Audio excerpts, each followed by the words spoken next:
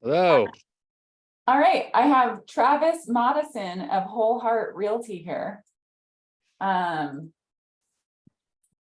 So Travis and I had the opportunity to work together recently. And Travis was representing the seller and I was handling the financing. And our transaction got a little bit wonky. Yeah. So we want to just share a few of our takeaways, really with the hopes of saving people similar heartburn in their own transaction. So I just want to give a super quick backstory on my side. I was working with these particular buyers over the course of several months, and they ultimately got under contract. We had a slightly longer than normal escrow period. It was around 45 days, maybe a little bit more. And after a couple of weeks, getting these clients in and out of underwriting, they were credit approved. They had requested to lock in their interest rate. And, I explained that there were benefits and there were some slight risks, and I wanted to explain them. So the benefits were that, of course, they were protected from the rate going up. That would be the highest their payment would be. But the risks were that if rates dropped over the next couple of weeks, they wouldn't be able to do anything about it. They couldn't float down to the lower rate. So the long and the short is they decided they wanted to lock their rate. They thought rates will not drop enough to risk it. So we locked, everything was good. Lo and behold, 2 weeks later, these credit approved buyers found a lower interest rate at their banking institution. So, these rates dropped over that couple of weeks. So though I explained to them why I hoped they wouldn't switch, and I even found a way to get more competitive with my pricing, they still opted to make that official switch with their big bank. But here's the thing, my name was written into the contract. So in order to make the official switch mid-transaction, Travis, as the listing agent, had to present this to the buyers and had to present this to the sellers and get their approval. So I guess my question for you, Travis, is, was there any apprehension on your side or on the seller side about this switch? Well, personally, yes. I'm a big fan of working with local lenders for lots of reasons. But one of them is because they know the market and they are able to help navigate tricky situations much more nimbly than a large bank with a lot of overlays. And in some regards, you're a ticket number. But the sellers, as sellers usually do, had no problem. They said, hey, if it's going to benefit them and they get a better rate, that's a big deal. That's important. So we're going to go ahead and sign off. And it didn't become an issue for them until things went awry, at which point they said, I wish we would have not approved this switch of the financing. But it's hard to tell from the seller position what's going to happen. And I think most sellers are understanding of a buyer getting a good deal. That they understand. Yeah. And I think that makes sense. But so, basically the spoiler of this story is that I am actually the lender that ultimately closed the loan yesterday. But needless to say, things with the other lender, like Travis indicated, went sideways. So 3 days before the closing date, the new lender informed all parties that they could not close the loan and the buyer no longer qualified. So the buyer's agent called me, fairly panicked, and explained the situation and asked if there was anything at all that I could do to help save the deal. So my team and I were able to pick up the loan. And we actually were in and out of underwriting, cleared to close, and in line for loan documents within 5 business days. So we've officially closed the loan. Everyone's happy.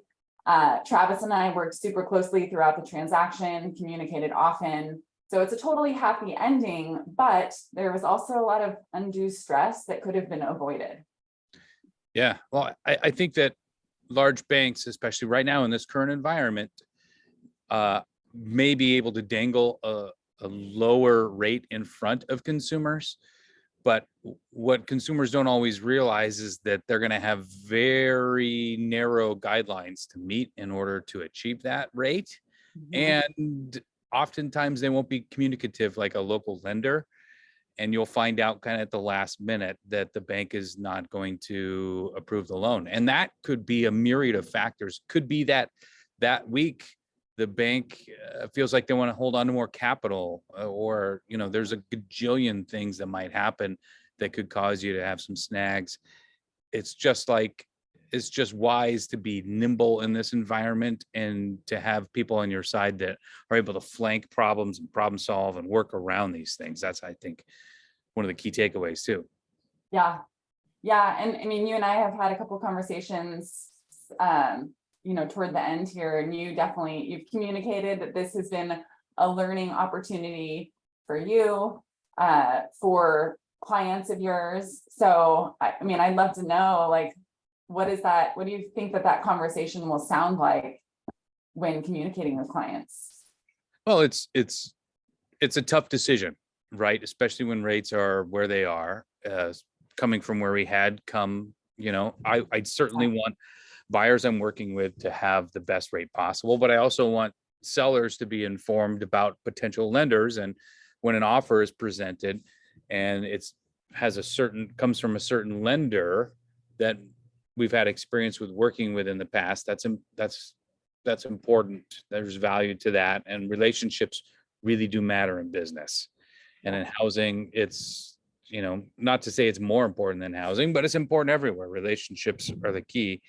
And so I think that the component of understanding that and communicating that to sellers when they're picking an offer, or to buyers when they're choosing, yes, rate is important, but it's not the only thing. And for those of you who may feel like you've got the FOMO from missing the 2.2 or whatever interest rates of a couple of years ago, those rates really weren't free.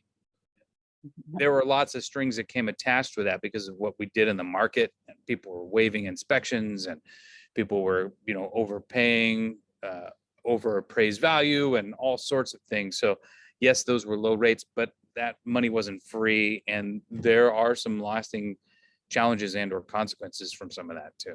Yeah. Well, I think that, like I said, this is a happy ending. I'm so glad that we were able to get to the finish line. But like you said, I mean, relationships are really important. I'd say in any real estate transaction they are, and particularly in our valley, because the clients that I'm working with are not just a number. They're clients that are very important to my agent partners. They're important to me. And so I'm going to do everything humanly possible to get that loan closed. And I still need to look you in the eye at the end of the transaction. So you know how to find me. The buyer's agent knows how to find me. So it's like, I've got a very vested interest in having a smooth transaction with a happy ending. Yeah. And serving our community where we live.